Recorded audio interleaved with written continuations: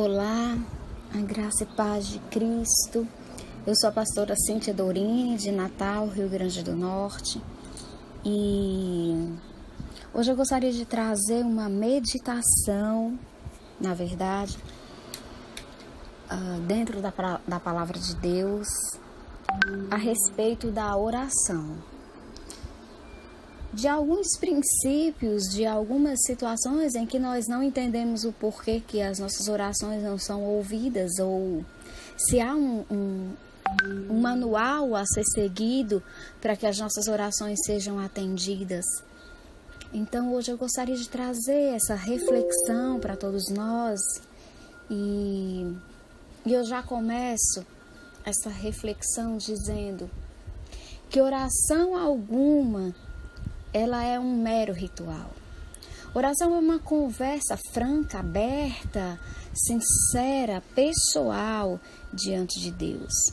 Mesmo quando lá no livro de Mateus, o Senhor Jesus ele nos mostrou um modelo de oração através da oração do Pai Nosso, naquele momento ele não estava nos dando um ritual a ser seguido, mas alguns princípios que nós precisamos entender no momento em que oramos ao Senhor. Dentre os muitos princípios que o Pai Nosso nos ensina, Ele nos ensina que toda oração ela tem que ser iniciada reconhecendo a soberania de Deus. Reconhecendo que Deus está acima de todas as coisas e que nós somos dependentes dEle a todo o tempo. Um outro princípio que nós precisamos entender quando oramos é que nós precisamos ter o desejo de que o reino que já está estabelecido nos céus também seja estabelecido na terra. E isto implica dizer que nós precisamos estar submissos à vontade de Deus para as nossas vidas. Se Deus é soberano, é todo-poderoso, reina em absoluto nos céus, e isso é um desejo, passa a ser um desejo nosso dentro das nossas orações, para que isso também seja estabelecido na terra, nós precisamos estar dispostos a seguirmos os princípios que regem as leis dos céus. Um outro princípio que Jesus nos repassou dentro desta análise da oração do Pai Nosso, é que o Senhor, Ele supre todas as nossas necessidades. E que isto é uma necessidade que nós temos de pedir a Deus, porque as nossas necessidades, elas vão além daquilo que é palpável. Ela não está apenas no pão nosso de cada dia que nós pedimos que o Senhor nos dê hoje, a cada dia, já que devemos orar diariamente e constantemente. A Bíblia nos fala que o pão da vida é o próprio Cristo.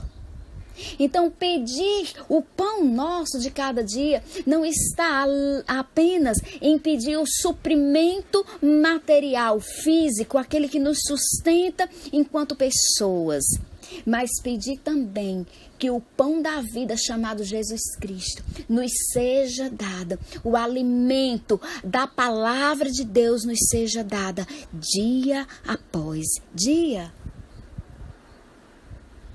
Um outro princípio que Cristo nos ensina na oração do Pai Nosso é que o Senhor nos ajude a buscarmos nele a força necessária para resistirmos às tentações e para que sejamos livrados do mal. Isso significa dizer que nós somos tentados sim e que o pecado não está em sermos tentados. Porque a Bíblia também nos diz que nós não somos tentados além das nossas forças. Muito pelo contrário, junto com a tentação vem também o escape, mas que nós somos tentados, cada um pela sua própria cobiça. Pastora Cíntia, o que a senhora está querendo dizer com isso? Eu estou querendo te dizer que se a sua fraqueza é a luxúria, o nosso inimigo, que é sagaz, perspicaz e que, ao contrário de nós, não desiste de primeira, ele nos estuda, ele observa quais são as nossas fragilidades, nós seremos tentados dentro daquilo que nós somos frágeis. Nós seremos tentados. Eu citei o exemplo da luxúria. Se o inimigo estuda, ele sabe que você é tentado pela luxúria, adivinha qual é o prato que ele te tentará? Se a sua fragilidade é o adultério, é não conseguir ser fiel, ser leal à aliança estabelecida entre você e o seu cônjuge e, sobretudo, entre você e Deus, uma vez que a aliança feita entre homem e mulher é a única, que é comparável à aliança entre Pai, Filho e Espírito Santo, onde os três se tornam um. Assim, marido e mulher são um diante de Deus.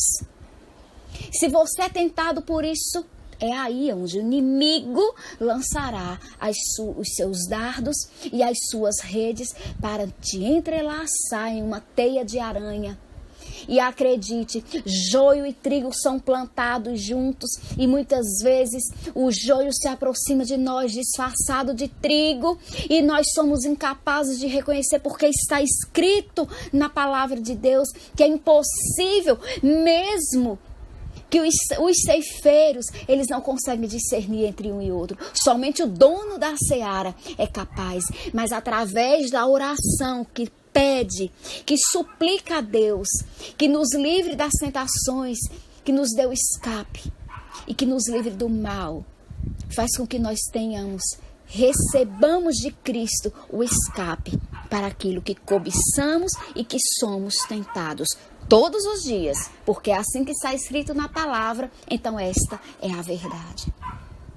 Precisamos compreender que as nossas orações, elas não apenas não têm a necessidade de cumprir um ritual, como ela não precisa de palavras bonitas, porque Deus nos conhece, ela precisa tão somente ser sincera, derramada, humilde, reconhecendo as nossas debilidades, as nossas mazelas. O apóstolo Paulo chegou um momento em que ele disse assim: o que quero não faço, mas o que não quero faço. Mas não sou eu, é o pecado que habita em mim. Miserável homem que sou. É assim que nós somos quando estamos desprovidos da graça de Deus. E é assim que precisamos nos reconhecer diante de Cristo, totalmente dependentes dele. E que somos, sim, propensos de fazermos aquilo que não queremos dentro da nossa natureza espiritual. Porém, quando nós estamos na nossa natureza carnal, nós fazemos aquilo que não queremos. Mas o que precisamos fazer? Reconhecer essas debilidades que existem dentro de nós, levarmos até Deus e, sem temermos que o inimigo escute a nossa oração. Eu já ouvi muitos pregadores dizer que há orações, há coisas em que nós não podemos pronunciar. Deixa eu te dizer uma coisa: quando se trata de pecados, quando se trata de confissão, verbalize a sua oração. Sabe por quê? Porque o inimigo, um dos seus atributos, um dos seus adjetivos, uma das suas características é a de ser acusador.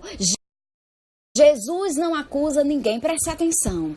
Quando alguém se aproxima de você e de mim acusando alguém, ainda que esta pessoa venha travestida de boas intenções, a Bíblia diz que Cristo é o nosso advogado.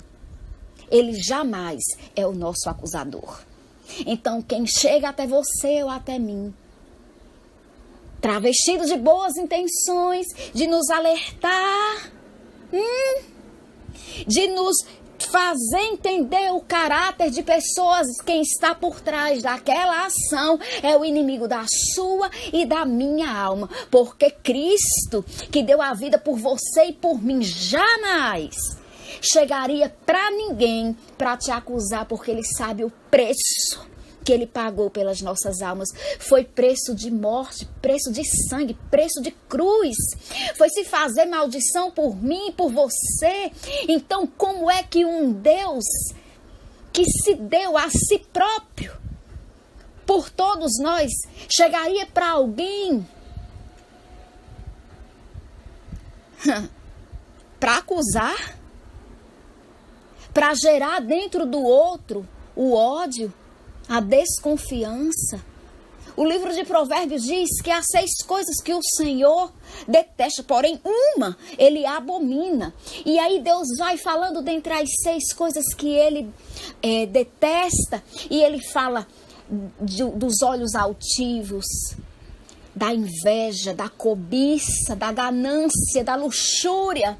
Mas quando ele chega na 7ª coisa, ele diz assim: aquilo que Deus abomina é aquele que promove contenda entre os irmãos.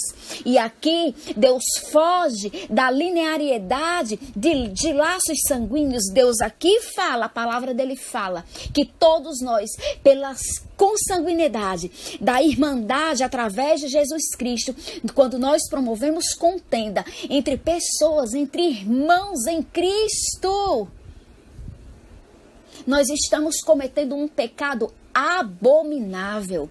Quantas amizades já foram desfeitas porque alguém promoveu uma contenda? Quantos irmãos, quantos familiares, e agora eu falo de laços sanguíneos, não se entendem mais porque alguém chegou e promoveu uma contenda? Quantos relacionamentos, quantos amigos, quantos casamentos foram desfeitos? Quantas reconciliações deixaram de acontecer porque alguém chegou e promoveu uma contenda? Promoveu através de um pecado que é abominável diante de Deus. E essa pessoa pode ter chegado até você ou até mim, cheia de boas intenções. Todas as vezes em que nós acusamos alguém, nós esquecemos que Cristo morreu para nos livrar de nossas acusações. Então, como o nosso assunto aqui é oração, não esqueça, todo pecado confessado e verbalizado, o inimigo perde a legalidade de acusar você e a mim, porque ele só nos acusa daquilo que está oculto. Quando nós confessamos a Deus os nossos pecados, e através disso nós vamos adquirindo em Cristo a maturidade, a força e a hombridade de irmos até o nosso irmão e também a ele pedirmos perdão por aquilo que cometemos. O inimigo perde totalmente a legalidade de nos acusar.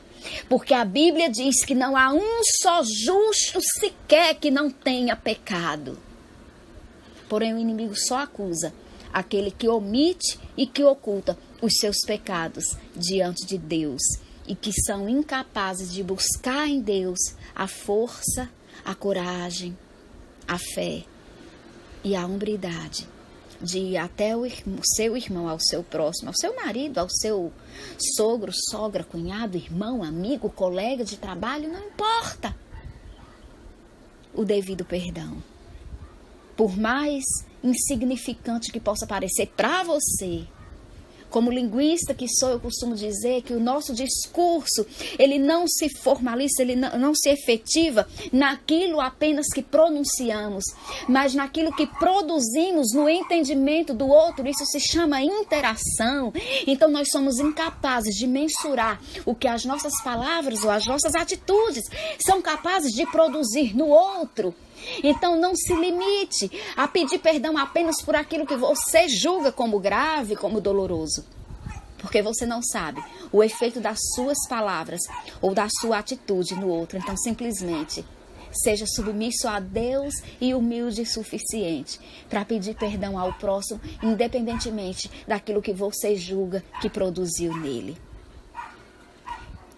As nossas orações precisam ser feitas constantemente, verbalizadas ou não, em espírito, já que ela é uma conversa.